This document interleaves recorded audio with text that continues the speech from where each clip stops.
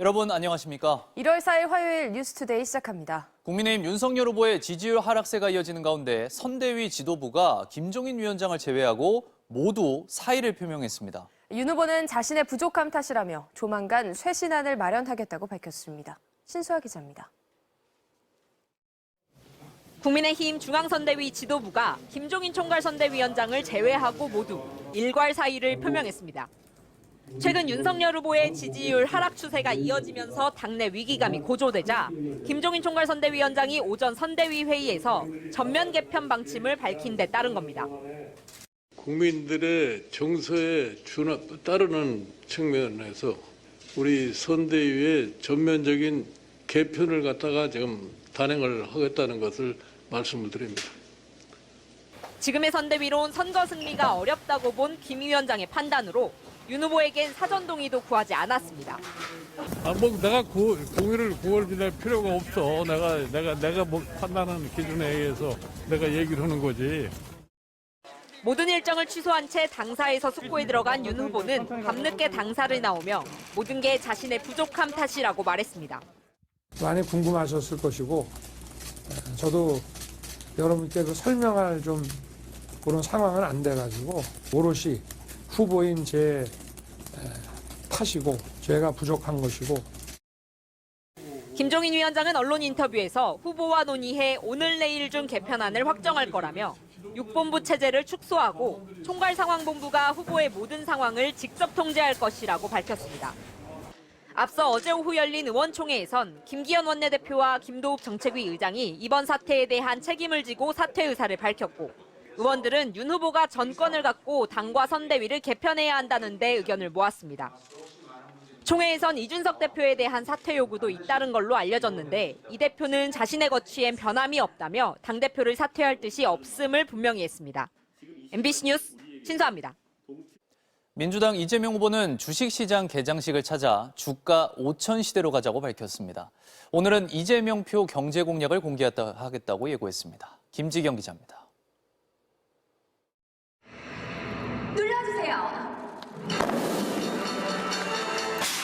주식 상승장을 뜻하는 빨간색 마스크와 넥타이를 하고 나타난 이재명 후보.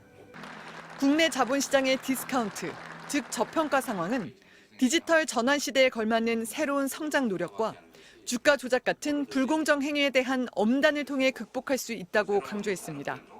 성장성과 투명성과 공정성을 갖춰서 5천 포인트 시대를 향해 가는 그런 원대한 대장정이 현실화되기를 기대합니다. 과거 각종 주식 투자 경험을 소개하며 개미 투자자들과의 공감대를 넓힌 이 후보는 자신을 우량 가치주에 비유하며 지지를 호소하기도 했습니다. 부실 작전주 사시면 나중에 엄청난 후회를 할 수 있다 이 말씀을 드리면서 저도 우량 가치주가 되도록 노력하겠습니다. 최근 자신이 출연했던 경제 전문 유튜브 채널이 열흘도 안 돼 조회수가 500만을 넘어선 만큼 특히 경제 행보에 주력해 정책 선거를 선도하는 이미지를 부각하겠다는 전략입니다. 또 오는 수요일엔 이낙연 전 대표와 함께 광주를 찾는 등 지지층 통합 행보에도 속도를 낼 예정입니다. MBC 뉴스 김지경입니다. 미국 FDA가 12세 이상 청소년에 대해서도 화이자 백신의 추가 접종을 허용했습니다. 오미크론 변이의 확산으로 어린이 환자들이 늘고 있는 상황에서 나온 결정인데요. 워싱턴 김수진 특파원입니다. 미국 식품의약국 FDA는 오늘 성명을 통해 화이자 백신의 부스터샷 접종을 확대한다고 밝혔습니다. 우선 접종 허용 연령을 현재 16세 이상에서 12세 이상으로 낮추기로 했습니다. 또 부스터샷의 접종 간격도 현행 6개월에서 5개월로 단축하고 5살부터 11살 사이의 어린이도 면역 체계에 문제가 있을 경우 부스터샷을 접종할 수 있다고 권고했습니다.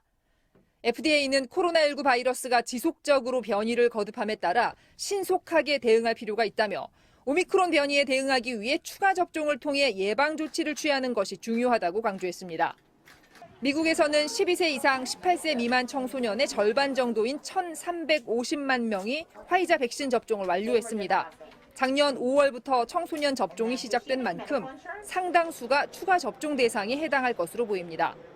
2일 기준 미국의 하루 평균 신규 확진자는 40만 4천 명으로 또 사상 최고치를 경신했습니다.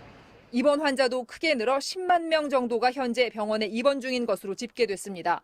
작년 1월의 최다 기록인 13만 명에는 아직 못 미치지만 이번엔 어린이 환자가 크게 늘었습니다. 병원에 입원한 어린이가 코로나19 대유행 이후 가장 많은 것으로 나타났습니다. So many kids getting infected, and when the sheer numbers go up, that percent unfortunately starts to get more of our kids put into the hospital. FDA의 부스터샷 접종 확대 결정은 질병통제예방센터 CDC의 최종 승인을 거쳐 이번 주 안에 확정될 예정입니다. 워싱턴에서 MBC 뉴스 김수진입니다. 국내 1위 임플란트 제조회사인 오스템 임플란트의 직원이 회사 자금 1,880억 원을 횡령한 것으로 드러났습니다. 이 많은 돈을 빼돌리는 사이 회사는 모르고 있었습니다. 이유경 기자입니다. 코스닥 시가총액 22위인 오스템 임플란트 주식의 거래가 정지됐습니다. 회사는 내부 직원이 회사 돈 1,880억 원을 횡령해 고소했다고 공시했습니다. 1,880억 원은 오스템 임플란트 자본금의 90%가 넘는 액수입니다. 상장사 횡령으론 사상 최고 규모입니다. 횡령 혐의로 고소된 사람은 재무팀장 이모 씨. 이 씨는 회사에 정기적으로 계좌 잔고증명서와 입출금 내역을 보고한 일을 했습니다. 회사는 이 씨가 이 잔고증명서를 위조했다고 밝혔습니다. 회사는 12월 31일에 실제 잔고를 확인해보고 나서야 횡령 사실을 알게 됐다고 밝혔습니다. 재무팀장 이 씨는 그 전날부터 무단 결근하고 잠적했습니다. 출금 내용하고 잔액하고 일치를 해야 되는데 이제 이 직원이 이제 잔액 증명서를 문제 없는 것처럼 그렇게 이제 계속 위조를 해왔어요. 횡령은 최소 석 달 전부터 시작된 것으로 추정됩니다. 지난해 10월 1일 반도체 부품기업 동진세미캠에 주식 대량 보유 공시가 떴습니다. 개인 이모 씨가 회사 지분의 7.62%, 1,492억 원어치 주식을 사들인 겁니다.